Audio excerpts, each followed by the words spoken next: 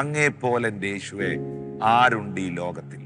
സ്നേഹിക്കാൻ, കരുതാൻ, പരിപാലിക്കാൻ, നിത്യജീവൻ തരാൻ, നിത്യരക്ഷ തരാൻ, സൗഖ്യം തരാൻ, സമാധാനം തരാൻ, വിടുതൽ തരാൻ, നീതീകരിക്കാൻ, പരിശുദ്ധാത്മാവിനെ നൽകാൻ, പ്രാർത്ഥന കേൾക്കാൻ, പരിപാലിക്കാൻ, ശാപം അനുഗ്രഹമാക്കാൻ, തകർച്ച ഉയർച്ചയാക്കാൻ, ബന്ധനം വിമോചനമാക്കാൻ അങ്ങേപ്പോലെ ആരുണ്ട് കർത്താവേ?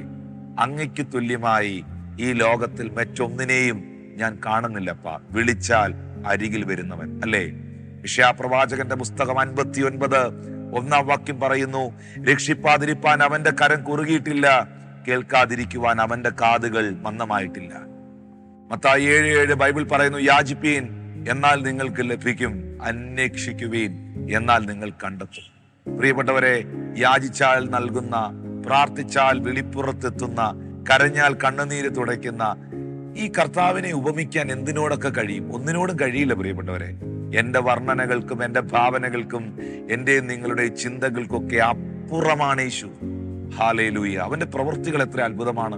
അന്ധന്റെ കണ്ണ് തുറന്ന, ചെകിടന്റെ ചെവിയെ കേൾപ്പിച്ച, ഊമരെ സംസാരിപ്പിച്ച, മരിച്ചവരെ ഉയർപ്പിച്ച, കുഷ്ഠരോഗികളെ ശുദ്ധമാക്കിയ, കടലിന്റെ മുകളിലൂടെ ഒക്കെ നടന്ന ഈ അത്ഭുതത്തിന്റെ കർത്താവ് ഇന്ന് മോർച്ചറിയിലോ കല്ലറയിലോ കബറിലോ എങ്ങല്ല പ്രിയപ്പെട്ടവരെ, കാരാഗ്രഹത്തിലോ കണ്ണാടിക്കൂട്ടിലോ ഒന്നും അല്ല. ഈ യേശു ഇന്നും മരണത്തെ ജയിച്ച് ഉയർത്തെഴുന്നേറ്റ് ജീവിക്കുന്നു. ഈ ജീവിക്കുന്ന കർത്താവ് ഇന്നും പ്രവർത്തിക്കുന്നു. ഈ കഴിഞ്ഞ ദിവസവും പ്രാർത്ഥിച്ചപ്പോൾ ചെവി കേൾക്കാൻ മേലാത്തവരുടെ ചെവി യേശു തുറന്നു, കാഴ്ചയില്ലാത്തവർക്ക് കാഴ്ച കൊടുത്തു, സംസാരിക്കാൻ പറ്റാത്ത കുഞ്ഞ് സംസാരിച്ചു, നടക്കാൻ കഴിയാതെ വണ്ടിക്കകത്ത് എടുത്തോണ്ട് വന്ന് കൊണ്ട് കിടത്തിയതൊക്കെ എഴുന്നേറ്റ് നടന്നു.